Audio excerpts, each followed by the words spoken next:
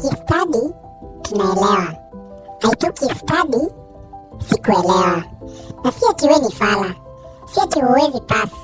Kitu funny nowadays ni ati students wengi wanafight an invisible battle. Unaamka ukisema leo nitasoma serious, unafungua simu kidogo, then unajiambia si TikTok moja tu, then boom, 1 hour imeenda. Brain imejaa memes, trends, drama na random videos, lakini notes bado hazijaguswa. Na imagine hauko solo in this.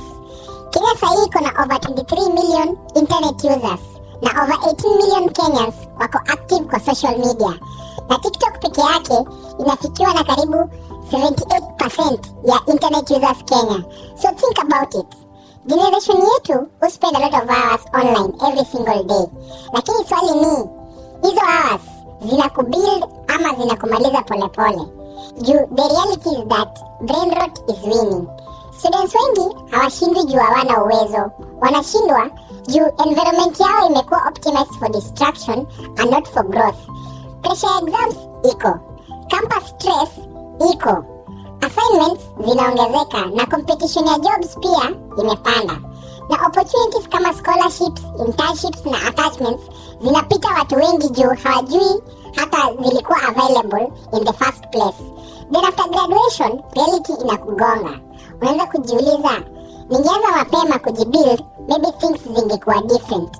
Na hapo ndo Tukistadi ilizaliwa. Think of it kama TikTok, but instead of kukudrain mentally, every scroll inafanya una grow. Hapa unatumia mnemonic AI kukumbuka vitu ndio usome faster. Una access notes, PDFs na study resources from other students. Una find internships na industrial attachments before wengine wazione.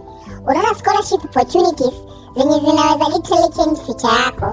Unalearn kupitia podcasts za AI, medicine, engineering na future careers.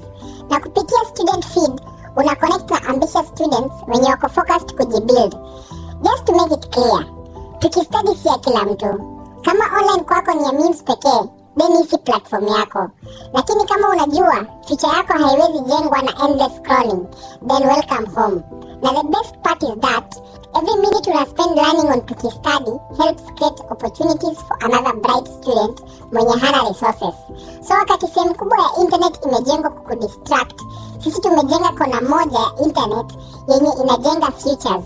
So choice ni yako. Continue kutumia internet kukudestroy potential yako, ama utumie internet kujibuild into the person you can admire tomorrow.